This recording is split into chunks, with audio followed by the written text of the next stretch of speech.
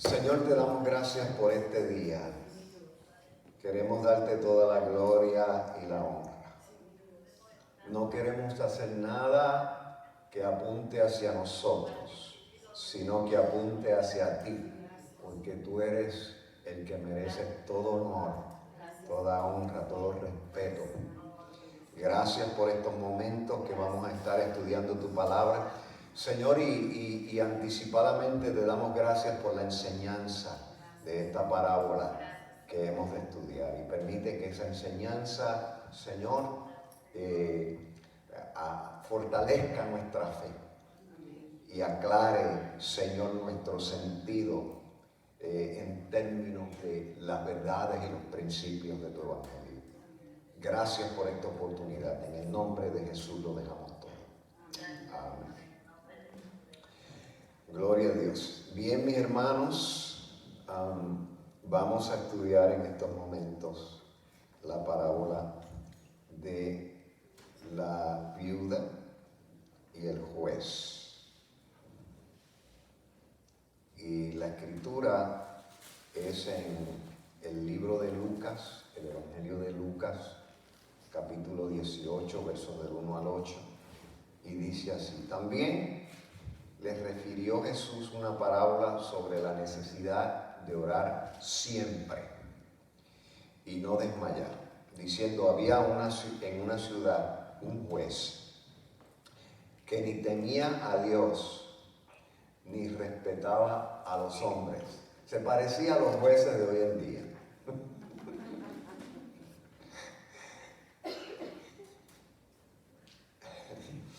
Había también en aquella ciudad una viuda, la cual venía a él, si lo puedes bajar, venía a él diciendo: hazme justicia de mi adversario. Y él no quiso por algún tiempo, pero después de esto dijo dentro de sí: aunque ni temo a Dios, ni tengo respeto a hombre, sin embargo, porque esta viuda me es molesta, le haré justicia. La señora sangre gorda. Hermosa no las hay. No, yo no vivo.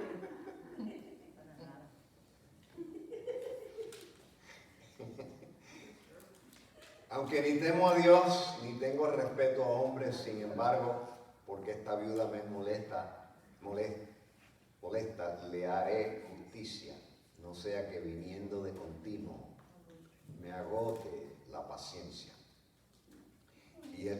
Y dijo el Señor: oíd lo que dijo el juez injusto.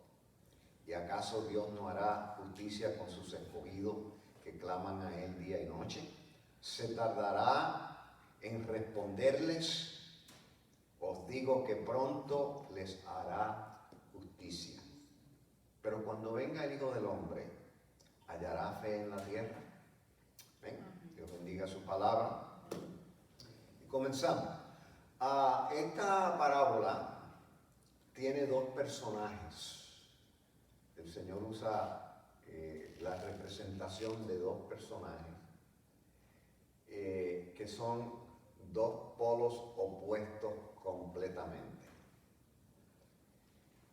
Por un lado, tenemos un juez que es la persona con más autoridad y posición. Tienen en sus manos los jueces la ley. Ellos determinan quién va preso, quién no va preso, quién es culpable, quién no es culpable. Y ellos mismos muchas veces no se aplican la ley, porque como la tienen en sus manos, pues no solamente la usan para aplicársela a otros, sino que la usan para protegerse a sí mismos. Así que tenemos una persona de alta posición, con mucho poder, con mucha autoridad. El otro extremo es una viuda. En la Biblia, en el tiempo bíblico, la viuda era la persona más desamparada de la sociedad. Especialmente si era viuda y la tenían que atender, definitivamente era que no tenía hijos. Porque si tenía hijos, pues entonces está bajo el amparo de sus hijos y ni siquiera hay que nombrar la viuda. Pero cuando hay que nombrar la viuda y ella viene sola ante una persona que tiene tanto poder y tanta autoridad, quiere decir que esa viuda era de las viudas que no tenían amparo de ninguna clase.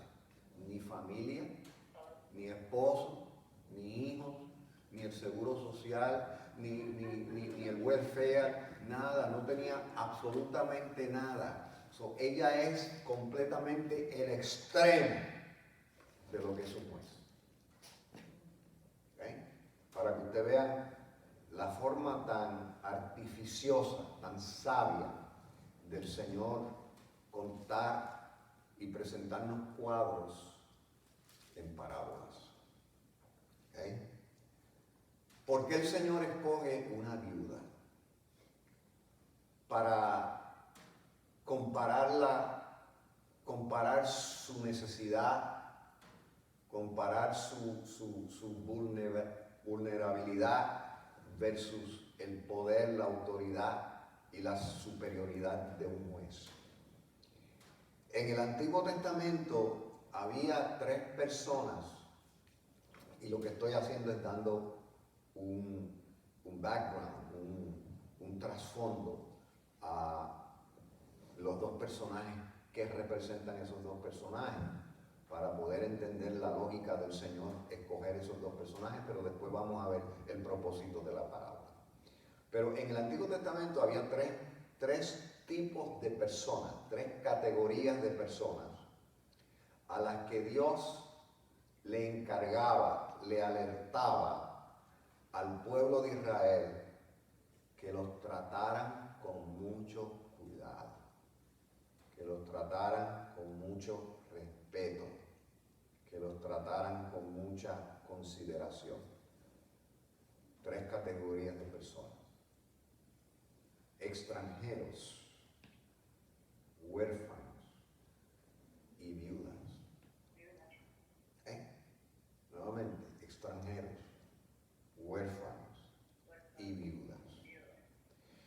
Miren cómo dice Éxodo, capítulo 22, versos de 21 al 24, una vez que Dios da los 10 mandamientos y Jehová empieza a dictarle a Moisés y al pueblo de Israel la ley mosaica. Miren cómo el Señor le encarga a estas 3 categorías de personas a Israel y especialmente a Moisés. Le dice: y al extranjero no engañarás ni angustiarás, porque extranjeros fuisteis vosotros en la tierra de Egipto. A ninguna viuda ni huérfano afligiréis, porque si tú llegas a afligirles y ellos clamaren a mí, ciertamente oiré yo su clamor, y mi furor, mi ira, se encenderá. En otras palabras, si Jehová hubiese sido puertorriqueño, hubiese dicho esto: no aflijas a las viudas ni a los huérfanos, porque me va a dar un coraje.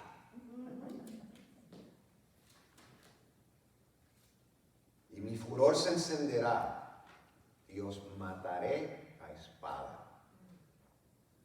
Y vuestras mujeres serán viudas y vuestros hijos huérfanos. ¡Wow! Ahora, quiero hacer una aclaración de lo que es extranjero en este tiempo. Para nosotros, extranjero es uno que vino de otro país, ¿verdad? En la Biblia, eso no era lo único que eran extranjeros.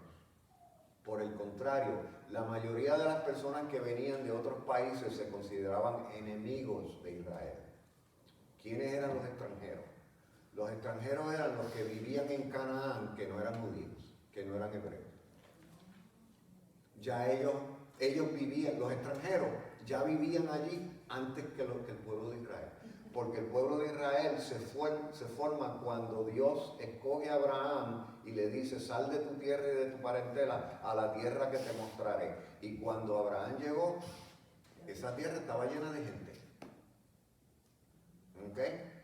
Los heteos, los filisteos, los feos, todo. Estaba lleno. Quiere decir que los extranjeros no eran simplemente gente que venía de otro país.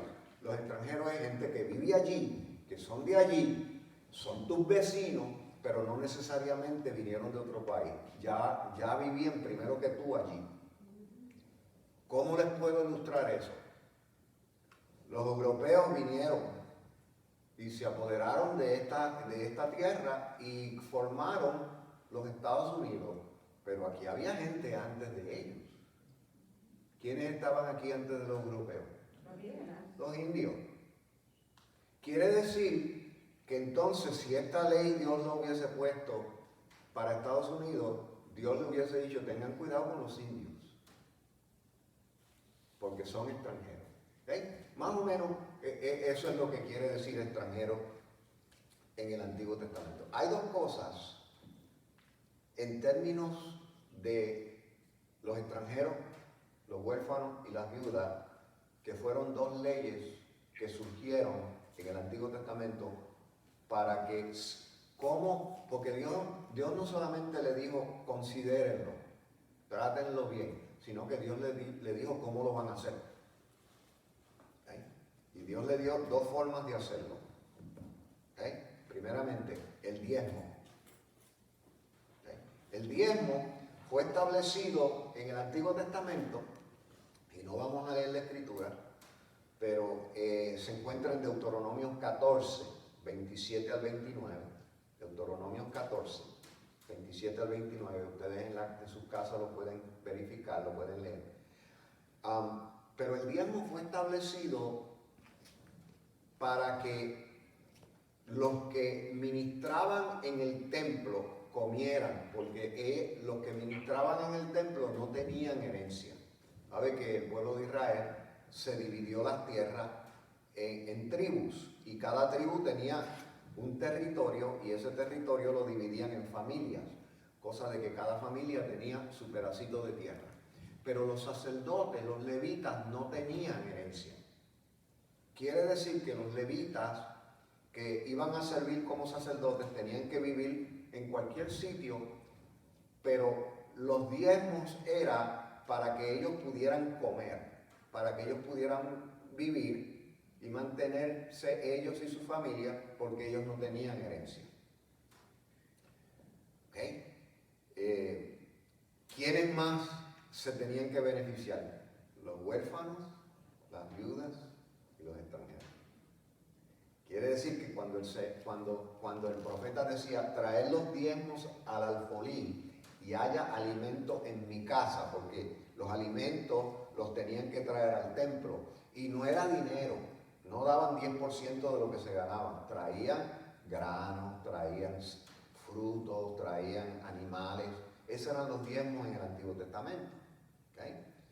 Y los diezmos era para que los sacerdotes comieran, las viudas comieran, los huérfanos comieran, y los extranjeros que estaban necesitados también comieran. ¿Por qué? Porque las otras naciones no tenían eso. Los pobres de las otras naciones que se mueran, pero Dios responsabilizó al pueblo de Israel.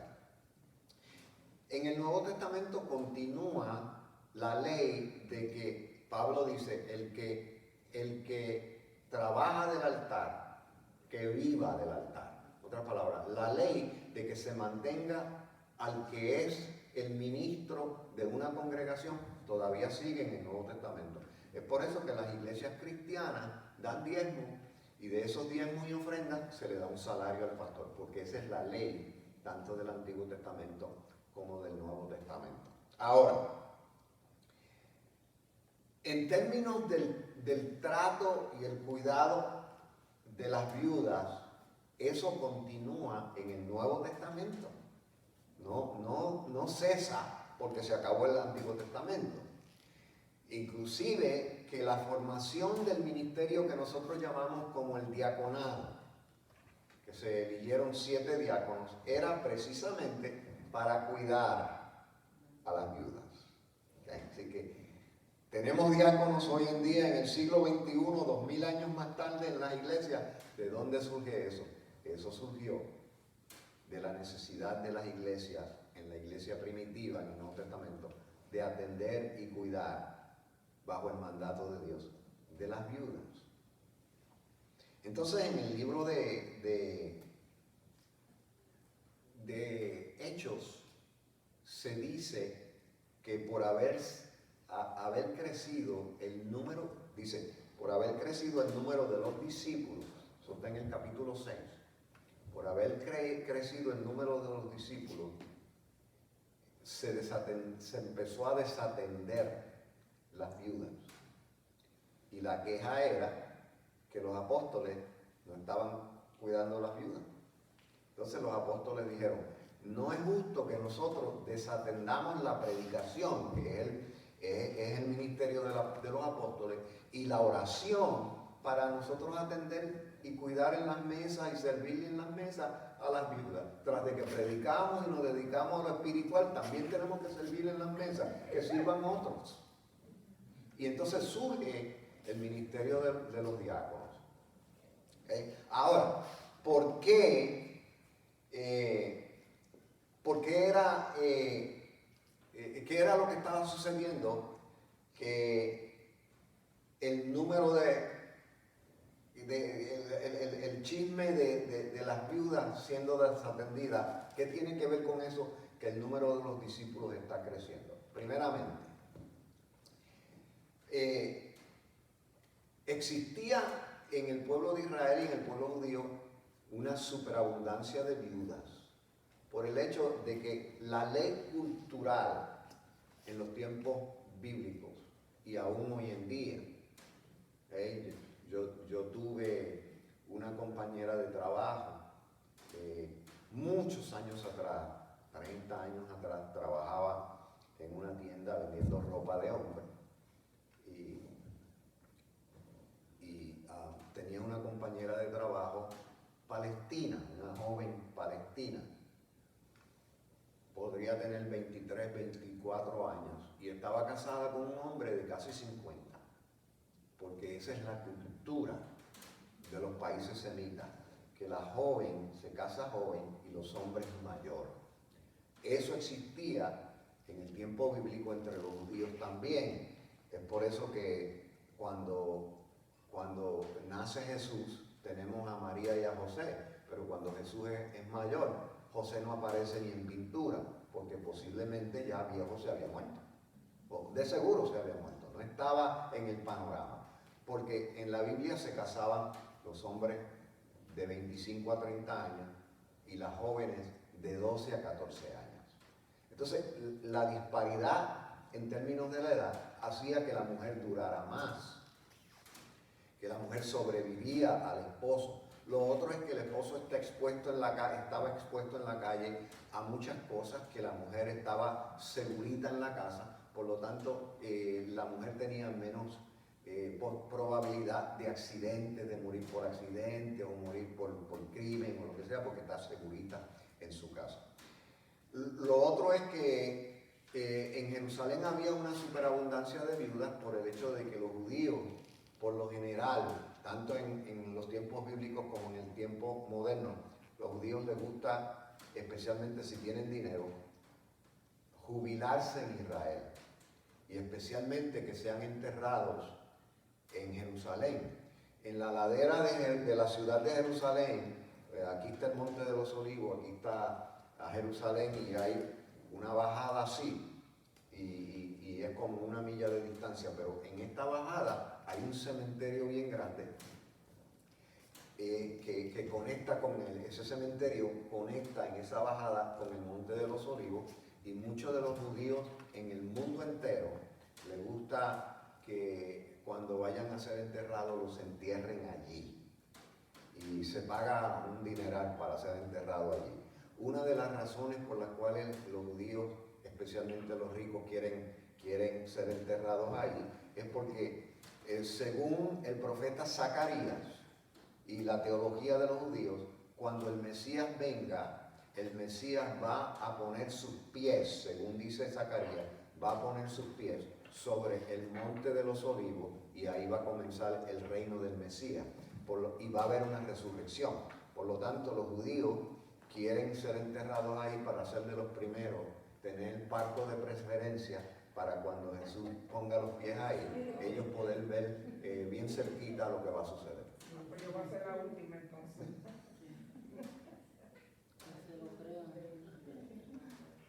Posiblemente yo me lo pierda porque yo no sé dónde me van a enterrar. Bien. Ok, ahora, ya ustedes tienen ahí dos razones. Las muchachas se casaban con hombres mucho mayores, sobrevivían. En segundo lugar, en Jerusalén había superabundancia de viudas porque los hombres de la diáspora que querían jubilarse y morir, se mudaban para Jerusalén, se morían y sus viudas quedaban en Jerusalén. Otra razón por la cual había superabundancia de viudas en Jerusalén en el tiempo de los apóstoles, porque la iglesia está creciendo, se están convirtiendo mucho al Evangelio de Jesucristo. Por lo tanto, los apóstoles ahora sienten una responsabilidad con las viudas, no solamente el pueblo de Israel, no solamente el Sanedrín y los líderes de Israel, sino que los apóstoles como iglesia, como comunidad de fe, están sintiendo una responsabilidad con las viudas, especialmente las viudas de aquellos judíos que se convierten y se mueren. ¿Okay? Entonces, a raíz de esta situación social, pues entonces surge el ministerio del diaconado. ¿Okay? Así que tenemos esta viudita por acá. El juez, en el Antiguo Testamento, el juez o el término juez no quiere decir lo mismo que quiere decir en el Nuevo Testamento. En el Antiguo Testamento, el juez era más bien un líder de una comunidad, como decir el alcalde, como decir el gobernador, como decir el presidente de los Estados Unidos. Un líder, caudillo de una comunidad, sea grande o pequeña, sea un pueblo o una aldea, sea una nación, se le podía conceptuar juez. ¿Por qué? Porque ese líder era el que llevaba a cabo los juicios de pleitos entre los ciudadanos.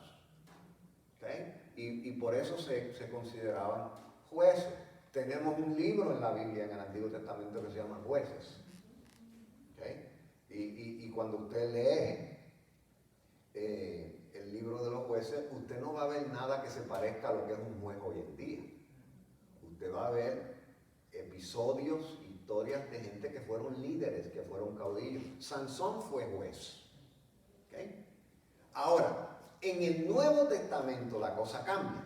Ya en el Nuevo Testamento la profesión de abogacía está siendo desarrollada. Ya la profesión de jurisprudencia existe, hay abogados, hay jueces como los tenemos hoy en día. Así que juez, según la parábola de nuestro Señor Jesucristo, podemos verlo como un juez más parecido a lo que nosotros entendemos hoy como juez, no lo que se entendía juez en el Antiguo Testamento. Bien, ese es el trasfondo de el escogido que hace el Señor en términos de los dos protagonistas de su parábola. Ahora vamos un poquito a ver la trama. Hay una mujer viuda necesitando justicia ante un juez. ¿Okay? Este juez en particular, este juez de la parábola de Jesús, posee dos cualidades que hacían el caso altamente difícil para la viuda poder alcanzar justicia.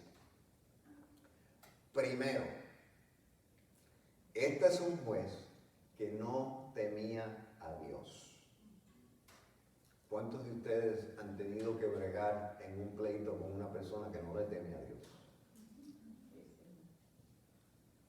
¿Por qué es difícil bregar con una persona que no teme a Dios? Especialmente en un conflicto, en un pleito. Porque carecen de un carácter moral. Este juez carecía, no tenía un carácter moral. ¿Okay? Porque es Dios en el corazón lo que nos hace a nosotros verdaderamente gente morales. Segundo, no respetaba a hombre alguno.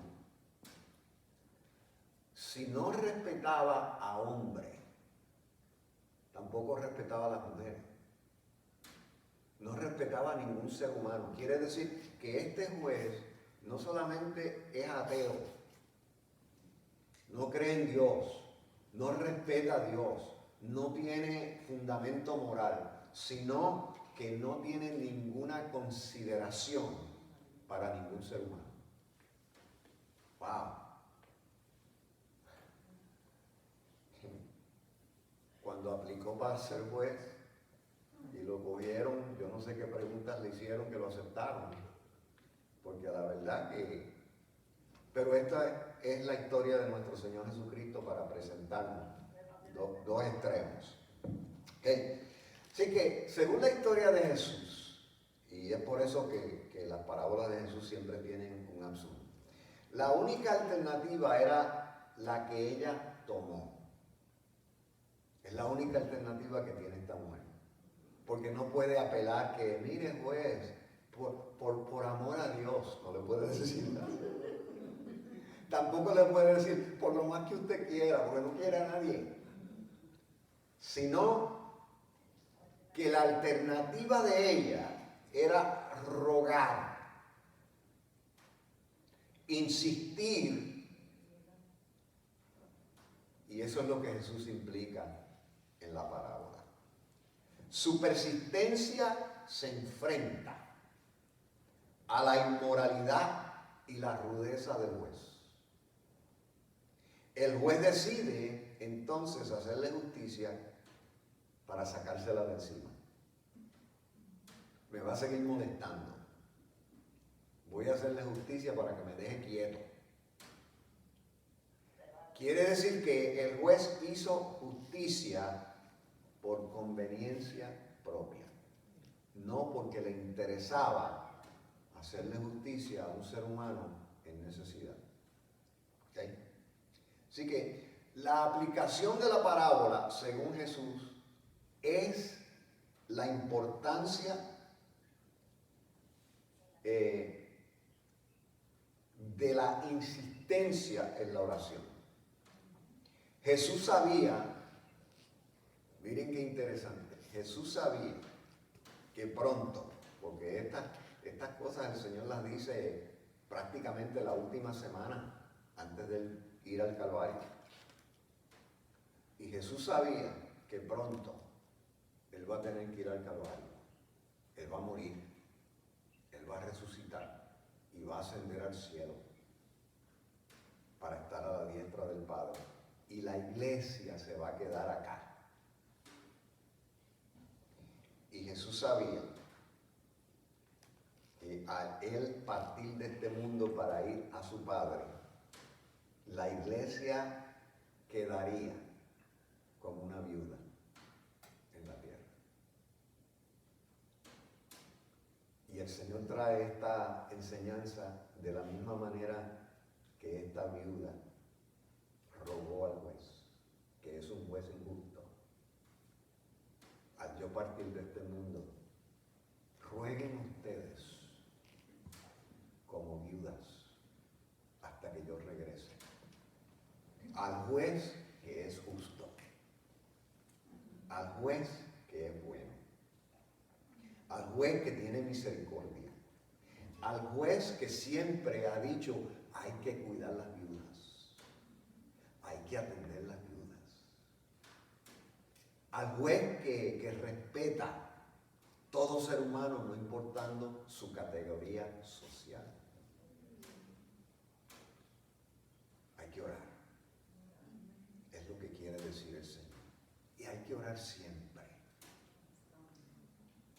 No hacer una oración hoy y olvidarnos, porque como ya somos salvos, el Señor que se encargue del resto, y yo me voy a olvidar de Dios, y yo me voy a olvidar de orar, y como esta salvación esto es automático, esto no es automático. Hay que orar, hay que buscar de Dios.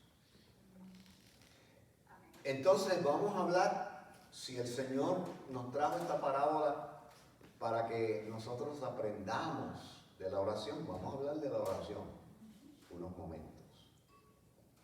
La importancia de la oración como disciplina cristiana es igualada solamente al estudio de la palabra de Dios. Esas son las dos disciplinas más altas que podemos tener como creyentes. Orar y escudriñar las Escrituras.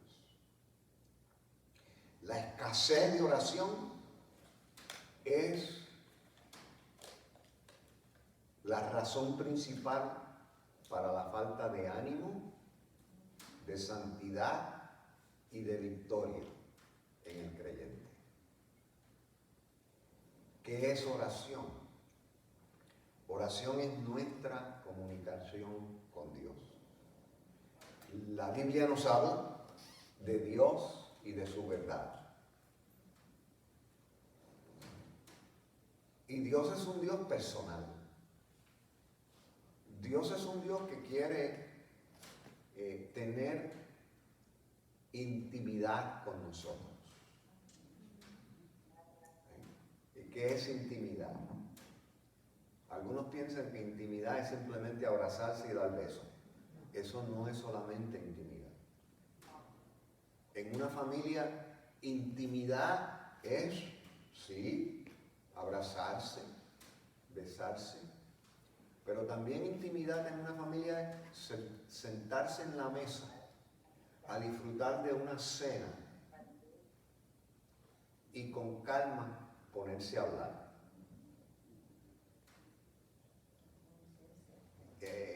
En esta semana nosotros no podemos, por la cuestión de Gloria y yo venir aquí, pero no podemos cenar con Daphne y la nena todos los días, porque llegamos a unas horas donde ya hayan comido o lo que sea, ¿no? Pero comemos, por lo menos comemos 3 veces en la semana juntos. Y la nena de Daphne está cogiendo clases de inglés, de español. Entonces, yo estaba hablando con Gloria y Daphne, y yo estaba hablando en español, la nena está allá sentada, cada uno tenemos nuestro sitio fijo, y ella está allá y está escuchando. Y yo estoy hablando en español, y estoy mencionando una situación. Y entonces la nena está escuchando, y cada palabra que yo decía, ella captaba en una oración una palabra y la decía en español. Y yo seguía, y yo no me estoy dando cuenta de eso. Y yo decía, pero mira, esto fue lo que pasó. Y yo hablando, y la nena, pa, otra palabra en español. Y ella, pa, otra palabra en español. Y entonces yo veo que Daphne está riéndose. Y entonces yo digo, Daphne, ¿pero de qué tú te ríes? Y dice, me estoy riendo que mira, el español de ella está mejorando. Mira cómo está diciendo las palabras que tú dices en español. Eso es intimidad también. Sentarse a hablar. Intimidad también es escucharnos unos a los otros, sentarnos a escuchar. Hay muchas maneras de intimarnos, no intimidarnos, sino intimarnos con Dios. Leyendo su palabra, pero la forma más linda de nosotros tener intimidad con Dios es cuando nosotros vamos a Dios en oración. A través de la oración nosotros establecemos un diálogo directo con Dios. Meditación es un término medio entre el estudio de la palabra y la oración. Hay una diferencia entre meditar y orar. La meditación también se puede dar dentro de la oración, pero la meditación es permanecer en silencio, especialmente leyendo la palabra de Dios y esperando, por ejemplo, estamos leyendo la Biblia y topamos con un texto lindo, un texto que nos toca, que llega al corazón y como que tú sientes que el Señor te quiere decir algo a través de ese texto. Y tú empiezas a meditar en el texto. Y sin darte cuenta, aún hasta sin expresarlo, tú le estás diciendo a Dios, Señor, ¿qué tú me quieres decir con este texto? ¿Qué tú me quieres decir con esto? Entonces empezamos a meditar en la palabra de Dios. La meditación ha sido comparada con lo que sucede en los animales rumiantes, me parece que se dice así. ¿Cuáles son los animales rumiantes? Los animales rumiantes son los animales que digieren el pasto, como las vacas, los cabros, las cabras, digieren el pasto, lo llevan al estómago, pero entonces llega el momento que vuelven y lo sacan y lo vuelven a masticar. ¿Okay? Se me olvida el término en inglés para ambas cosas, para animal rumiante, y se me olvida el término también para the cud, es la palabra cud, C-O-D. C-U-D. C-U-D, cud. Y es ese pasto que se traga y entonces vuelve y se devuelve. Y por eso es que usted ve a veces, o sea, si usted vivió en el campo, estoy seguro que algún día vio vacas en la oscuridad, en altas horas de la noche, masticando. ¿Okay? A eso se compara la meditación. Y la meditación es para usted absorber la palabra de Dios y llevarla al corazón. ¿Por qué? Porque el corazón es el estómago del alma, del ser humano. Va a llegar el momento en que usted digirió esa escritura y va a llegar otro momento en que esa escritura va a salir nuevamente y usted lo va a poder usar en ciertas circunstancias. Esa es la importancia de meditar en la palabra de Dios. Y en la oración, eso es muy, muy apropiado. Cuando vamos a Dios en oración, tenemos la autoridad de dirigirnos a Él como hijos. Cristo nos dio esa autoridad. Así que cuando nosotros vamos en oración, nos podemos acercar a Dios como si Dios fuera nuestro Padre. Ya la palabra de Dios nos ha dado el permiso. Al orar también nos convertimos en colaboradores con Dios para cambiar el orden de las cosas en su curso corriente, en beneficio de otro y de uno mismo. Orar no solo es un privilegio especial del creyente, sino que también es un mandamiento. ¿Okay? A veces nosotros dejamos de orar. Vamos a ver, vamos a pararnos aquí. ¿Por qué usted cree que a veces nosotros como que nos descuidamos en la oración? A veces perdemos la fe, se nos flaquea la fe y entonces la oración se afecta.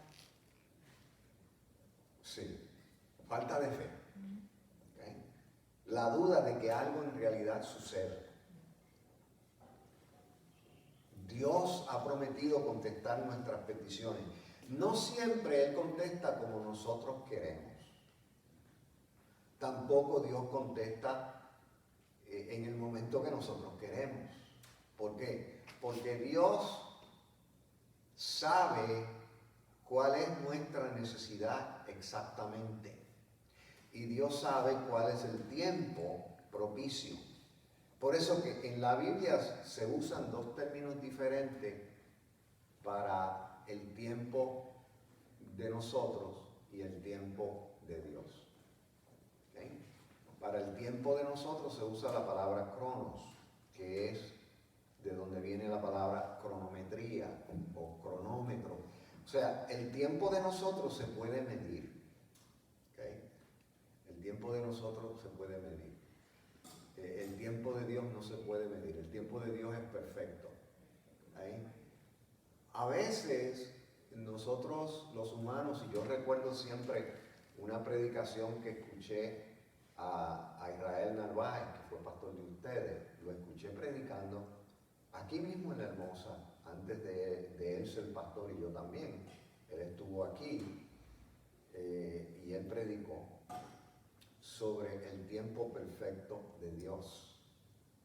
Y recuerdo que él lo comparó como el momento preciso de un pelotero que está en primera base, se roba la segunda base y cuando va llegando a la base se desliza en la base, pero el catcher tiró la bola, en la segunda base cogió la bola y la segunda base le da el tag, toca al corredor milímetros antes del corredor tocar la base. O sea, en el tiempo perfecto. Y él estaba diciendo, el tiempo perfecto para nosotros los humanos, por regularidad, se da en forma de casualidad. Pero el tiempo de Dios perfecto se da con el propósito de Dios. Porque Dios lo quiere. Porque Dios tiene el poder y la autoridad sobre el tiempo. La oración es una actividad espiritual, por lo tanto, no todas las contestaciones a nuestras oraciones son contestadas en forma descifrable, sino en un nivel espiritual. ¿Okay? Por ejemplo, podemos tener una necesidad financiera. Por lo general, nosotros los humanos pensamos que una necesidad financiera se arregla con más dinero. No necesariamente. A veces lo que necesitamos en vez de más dinero es más sabiduría usar el dinero que ya tenemos. ¿Okay? Por lo tanto, ese mismo principio aplica a todas las peticiones que nosotros tenemos. No necesariamente nuestras alternativas y nuestras soluciones que se nos ocurren son las mejores soluciones. Si ponemos nuestras situaciones en las manos del Señor, esperamos que Él sea el que obre conforme a su voluntad. Cuando nosotros esperamos que Dios obre conforme a su voluntad, Dios va a obrar en forma perfecta. Muchas veces al principio no lo vamos a entender. Sin embargo, a la larga nos vamos a dar cuenta. Nosotros, Gloria y yo, y nuestras hijas, no podíamos entender por qué nosotros nos tuvimos que ir de La Hermosa la primera vez. Se nos hizo difícil, especialmente a mis hijas. ¿Okay? Nos ha tomado toda esta vuelta para nosotros entender que todo fue bajo la voluntad de Dios. No quiere decir que todo lo que se hizo fue bueno, de una parte y de otra. Hubieron errores de un lado, hubieron errores de otro. Sin embargo, hoy en día, nuestras tres hijas, que sufrieron mucho, especialmente al Señor por qué. Hoy en día, nuestras 3 hijas están las 3 en el sentido, Dios estaba en todo. Dios estaba en todo. Así que muchas veces nosotros no podemos entender la forma en que Dios obra. ¿Se acuerdan ustedes? Y este domingo en la clase de la escuela dominical vamos a estudiar sobre José. ¿Fue bueno que vendieron a José? ¿Fue bueno que él fue esclavo?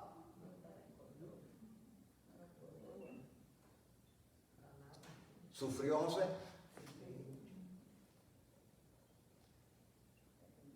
Pero estaba Dios envuelto en todo.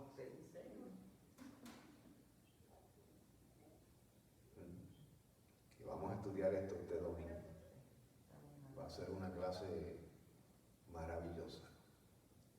Qué historia linda. A veces dejamos de orar porque tenemos como un cierto sentido de distancia de Dios. Porque nosotros oramos y no escuchamos la voz de Él, audible. No estamos acostumbrados a funcionar en la dimensión espiritual. Y para orar con fe y confianza hay que entender que Dios es espíritu. Y los que a Él se acercan deben creer que Él es. Que Él es galardonador de los que le buscan. Que Él es espíritu y verdad. A veces dejamos de orar por nuestro sentido de autosuficiencia. Nuestra naturaleza humana es tal que nos hace ir a Dios cuando necesitamos de Él. Cuando todo marcha bien, dejamos de orar. No sentimos urgencia de orar cuando todo marcha bien.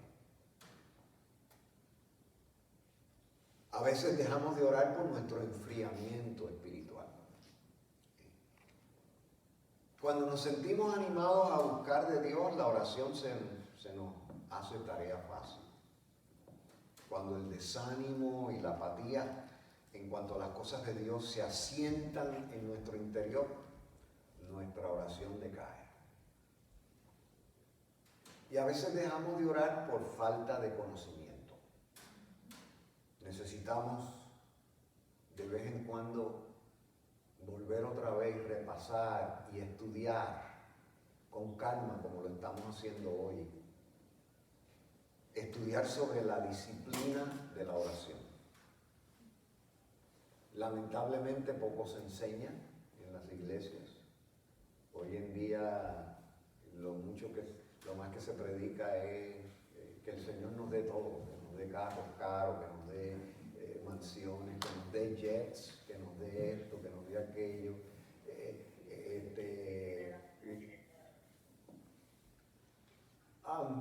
Nosotros somos importantes para Dios.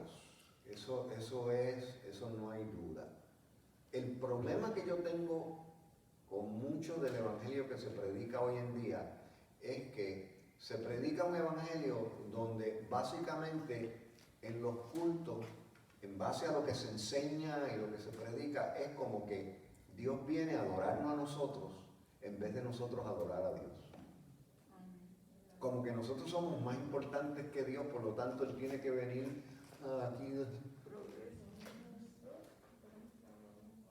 Cuando al culto nosotros venimos a ¿qué? A adorar a Dios. Se enseña muy poco de ser discípulo. Se enseña muy poco del precio del discipulado. Se enseña muy poco de verdaderamente enfrentar los embates de la vida, enfrentar al enemigo que anda como león rugiente por seguir al Señor. Se habla muy poco de pararnos firmes ante una sociedad que niega a Dios, ante una sociedad que niega los valores del evangelio, ante una sociedad que cada día se aleja más de Dios. Yo Yo no sé cuántos de ustedes que hay un movimiento en algunos de los estados de Estados Unidos para prohibir cultos cristianos en los hogares. Ya empezó en California. Hay una persecución sigilosa en contra del Evangelio, en contra de lo que es iglesia.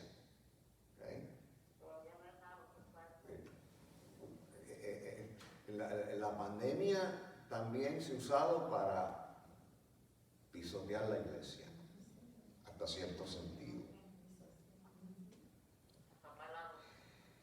Miren algunas de las cosas que Jesús dijo sobre la oración. Vamos a hablar qué dijo Jesús de la oración y qué dijeron los apóstoles de la oración.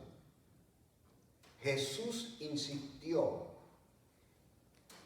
en la oración para los que pretenden ser sus discípulos. Y Jesús dijo, Mateo capítulo 6, versos del 5 al 8, Jesús dijo, y cuando ores, no seas como los hipócritas, porque ellos aman el orar en pie, en las sinagogas y en las esquinas de las calles, para ser vistos de los hombres. Lo malo aquí no es que oraban en las calles, ni públicamente. Lo malo es que oraban para ser vistos. De cierto os digo que ya tienen su recompensa, mas tú cuando ores, entra en tu aposento y cerrada la puerta, ora a tu Padre que está en secreto. Y tu Padre que ve en secreto te recompensará en público. ¿A quién le está hablando el Señor aquí? El Señor le está hablando aquí precisamente a los que no pueden orar en público. Porque el Señor sabía que hay una gente que tienen la autoridad, tienen la posibilidad de pararse ante el público y orar y hacerse los más santos del mundo frente a un público. Pero hay gente que no ora en público. Y los había, los pobres en el tiempo de Jesús, los pequeños, las viudas, los huérfanos. No podían orar en público porque no tenían el estatus social para decir, ok, vamos a pedirle al jibarito aquel que está allí que venga y ore. No. Ese no podía orar porque era huérfano, porque era paralítico, era un desechado, una viuda. Y el Señor le está diciendo a esa gente que no tienen la oportunidad de desplegar, de hacer despliegues religiosos ante la sociedad. El Señor le está diciendo, ok, tú no puedes orar en público, pero mira, enciérrate, ve en privado y ora al Padre, que Él te va a ver. Él te va a escuchar. Él es el importante porque a Dios es que se ora y Él te va a escuchar. Mas tú cuando ores, entra en tu aposento y cerrada la puerta, ora a tu Padre que está en secreto. Y tu Padre que ve en lo secreto te recompensará en público. Y orando no uséis vanas repeticiones como los gentiles que piensan que por su palabrería serán oídos. No os hagáis pues semejantes a ellos, porque vuestro Padre sabe qué cosas tenéis necesidad antes que vosotros le pidáis. Otra cosa que dijo Jesús sobre la oración. Jesús dijo, pedid y se os dará. Buscad y hallaréis. Llamad y se os abrirá. Porque todo aquel que pide recibe, y el que busca halla, y al que llama se le abrirá. Entonces Jesús dice, ¿qué padre de vosotros si un hijo le pide pan, le dará una piedra? O si pescado, en lugar de pescado, le dará una serpiente. O si le pide un huevo, le dará un escorpión. Pues si vosotros, siendo malos, sabéis dar buenas dádivas a vuestros hijos, ¿cuánto más vuestro Padre Celestial dará el Espíritu Santo a los que le pidan? Ese es Cristo sobre la oración. ¿Qué les parece lo que dice Cristo de la oración? Vamos a ver qué dice Pablo. Pablo dice, perseverad en la oración, Colosenses 4:2. Perseverad en la oración, velando en ella con acción de gracias. En Hay que ir en oración a pedir. Pero ya de antemano debemos ir agradecidos de que se nos va a contestar. Y si no se nos va a contestar, también agradecidos, porque a lo mejor no nos convenía que nos contestaran como esperábamos. Perseverad en la oración, velando en ella con acción de gracia. Y en Primera de Tesalonicenses capítulo 5, verso 17, Pablo dice, orad sin cesar. Santiago, el hermano de Jesús, en su libro, en su carta, dice en el capítulo 5, versos 13 al 18, ¿está alguno enfermo entre vosotros? Llame a los ancianos de la iglesia y oren por él. Y recuerden que cuando dice llame a los ancianos, no es que llamen a los más viejitos, es que llamen a los líderes, los pastores. En el Nuevo Testamento a los pastores se les llamaban ancianos. Llamen a los ancianos de la iglesia y oren por él, ungiéndole con aceite en el nombre del Señor. Y la oración de fe salvará al enfermo, y el Señor lo levantará. Y si hubiere cometido pecados, le serán perdonados. Confesaos vuestras ofensas unos a otros y orad unos por otros para que seáis sanados. La oración eficaz del justo puede mucho. Elías era hombre sujeto a pasiones semejantes a las nuestras y oró fervientemente para que no lloviese. Y no llovió sobre la tierra por 3 años y 6 meses. Y otra vez oró y el cielo dio lluvia y la tierra produjo su fruto. ¿Okay? Se me viene a la mente, yo sé que he contado esta experiencia aquí anteriormente, pero muchos de ustedes no la conocen. Lo que es tener fe en Dios. Mi papá era un hombre de fe. Y cuando la tormenta Hugo, yo le diría que la cocina, sabes que las casas tenían una ventana con un fregadero hacia afuera. Pues la casa de nosotros, donde yo me crié, tenía la cocina, una ventana y el fregadero hacia afuera para mi mamá fregar. Y como a esta distancia de la silla había un árbol como así de ancho, inmenso. Y cuando la tormenta Hugo, mi papá no podía amarrar el árbol porque no importaba con lo que lo amarrara. Si se caía, se caía. Y si se caía, podía aplastar la casa. Y entonces mi papá lo que hizo fue que se fuera y le puso las manos encima al árbol y oró: Señor, permite que este árbol no se caiga en la tormenta y me aplaste la casa. Esa fue su oración. El árbol se cayó, pero se cayó para el otro lado. No solamente Dios cuidó la casa, sino que Dios le arrancó el árbol para que no tuviera que volver a orar en ninguna otra tormenta. Gloria a Dios por eso. Dios hace las cosas mejor que lo que nosotros pensamos. ¿Ven? Concluyo este estudio con la pregunta que el Señor hace al final de la parábola. El Señor culmina preguntando: cuando el Hijo del Hombre viniere, ¿hallará fe en la tierra? ¿Okay? Solo Dios puede contestar esa pregunta. Solo Dios sabe si habrá fe o no.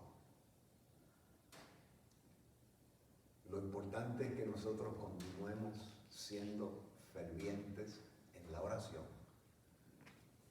para si no hay fe en la tierra, cuando Cristo venga, que el Señor encuentre fe en la hermosa.